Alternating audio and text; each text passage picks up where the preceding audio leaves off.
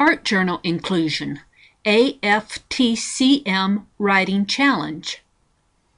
One of the art groups I participate in this year is AFTCM, Art for the Creative Mind, on Yahoo Groups.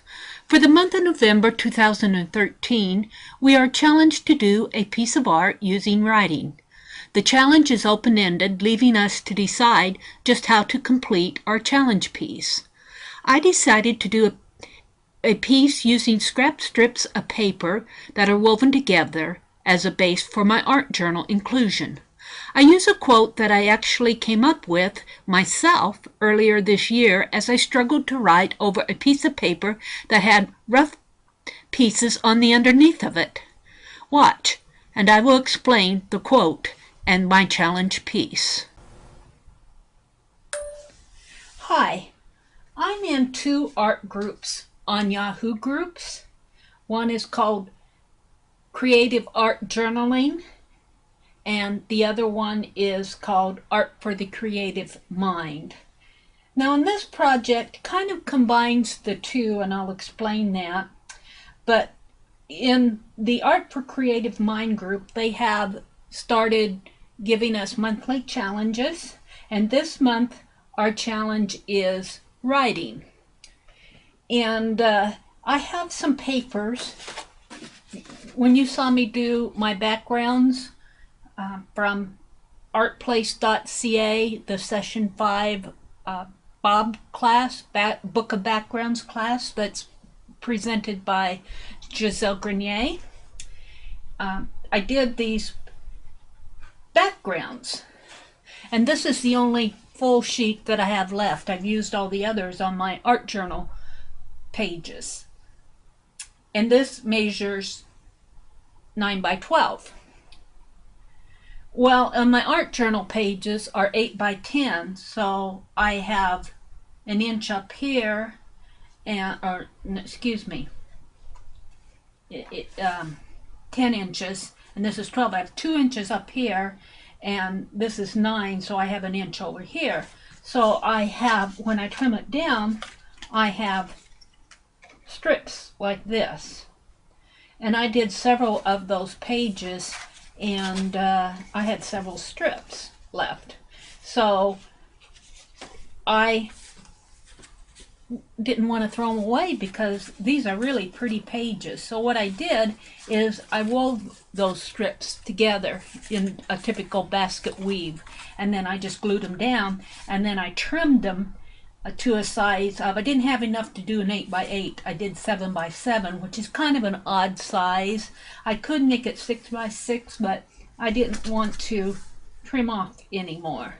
So I will probably use this, if I put it in an art journal, I will probably use it as an inclusion. Just attach it as an inclusion. But here's where I trimmed off some of the excess that I had. I'm not sure, I guess this came from here as I was trimming it down to 7 by 7. And then I had all these little pieces left too, and not wanting to waste them, I made a bunch of little mini tags out of them. And I'm just showing you that, just, you know, what you can do with these paper trimmings. And I've got a lot of them because I use 9 by 12 watercolor paper for my journal swaps, and I've accumulated a lot of these, and I'm not going to throw them away. So I have a lot of little mini tags to use as embellishments. Let me just put these in this envelope fast. I should probably do something on the back of them, but I'll probably do that when I use them. So how much would you pay for a little taggage of mini tabs that are metallic? You know, at least a couple dollars on the cheap. If they're very nice ones and heavy ones, you might end up paying $3 or $4 for them, depending on where you buy them, and if you buy them. And then this is just another piece of that, and I'll probably just, I'm going to put this in my box 19. My box 19 is just a box of scraps that when I go to do my art journaling, I'll reach for that and use it as something on my art journal page, but there's no way I'm throwing this stuff away. So let me reach down and put this in box 19, and I'll put this little package over here in my little tray of embellishments, and these will go over here to be used another time. So let's go back to this.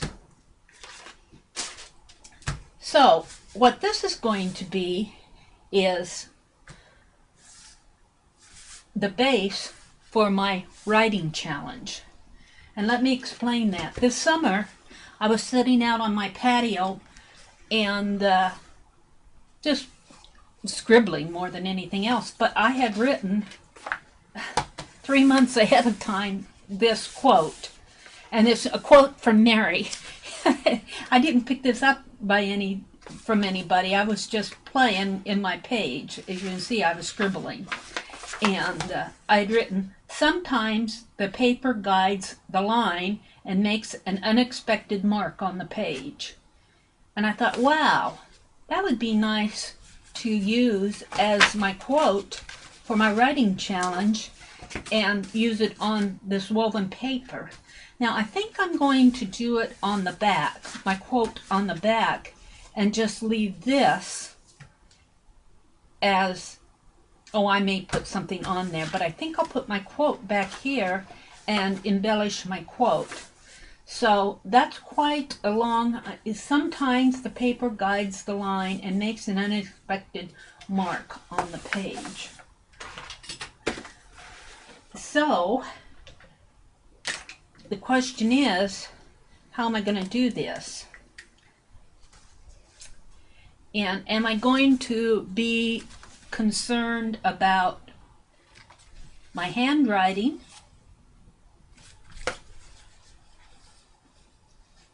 or more how I'm embellishing that writing on this page?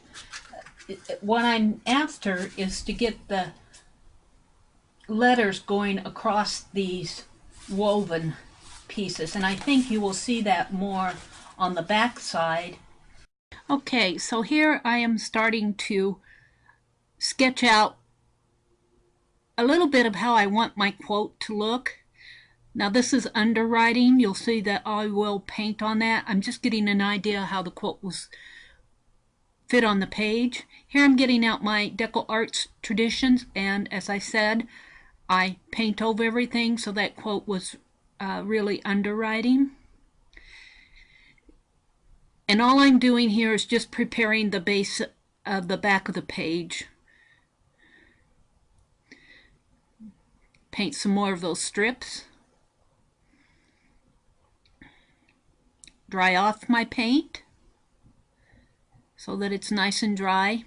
Now get out my 1893 Ladies' Home Journal, and I'm looking for text on a page that will be primarily text, but I don't want to ruin anything on the back, and I do find a portion of text which is actually a portion of a love story.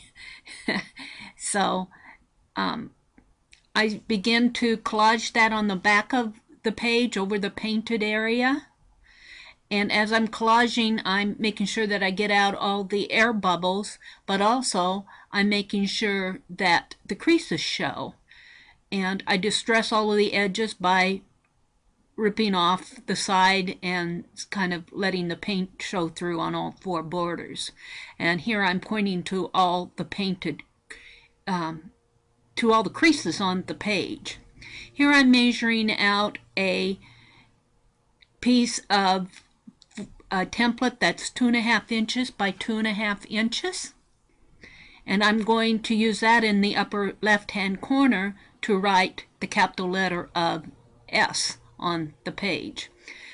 I prepare the background of the page by just adding some copper and a light blue wash over the text of the page. But the whole idea is to have that basket weave show through. I glazed the page on both sides, and I lost a portion of the video here, but I went ahead and I drew that capital S on the page, and you're seeing that. getting out my quote, looking at it, saying this is the capital S for sometimes. Now I get out my dip pen and the nibs, and I'm getting ready to draw inside of that capital letter S. I draw some leaves and draw some lines in there just to kind of doodle on it and to kind of liven it up a little. Now I'm starting to write out the quote, and you can probably not tell this, but I'm using a dip pen and nibs, and as well, there you can see where I wiped out a mistake. As I write across the creases of those weaves, the tip of the pen will kind of get caught on those weaves and it will splatter my paint a little. I go over it again because I want it to be nice and dark. I made a couple of unexpected lines on that page. I really don't like those. You'll see where I go back and there I wipe them off a little. Now I'm painting in with some copper paint those leaves in the middle of the S. And then I mix some black and copper paint and distress the edges just to kind of grunge up the page a little. Of course, I always working on an extra tag. Clean up my work area, dry off the page, and then I outline the leaves a little bit more because I want that whole entire capital S to stand out.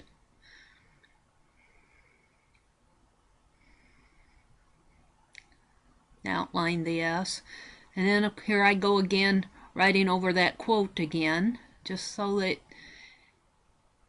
I want it in bold. I want it to stand out. I'm not concerned that my writing is perfect or beautiful. I want unexpected marks on my page. Now I'm doing some splatters on my page. I'm not a big splatter person, but I do want a few splatters on there, and then I kind of blot them out. I want this page to be in a very grungy inclusion. Now I get out my StazOn inks and grunge up the sides. I'm getting pretty close to being finished here.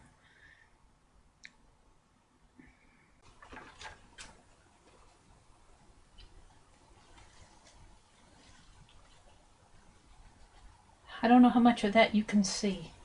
And here's the back. I kind of like the back. I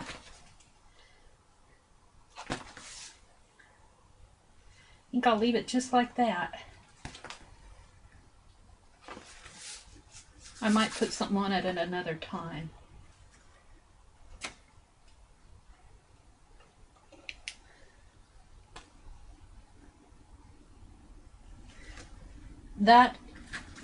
I think I'm done. I don't think I'm going to do much more to that. If I do, I'll let you know. Thank you for watching, and I will see you on the next page.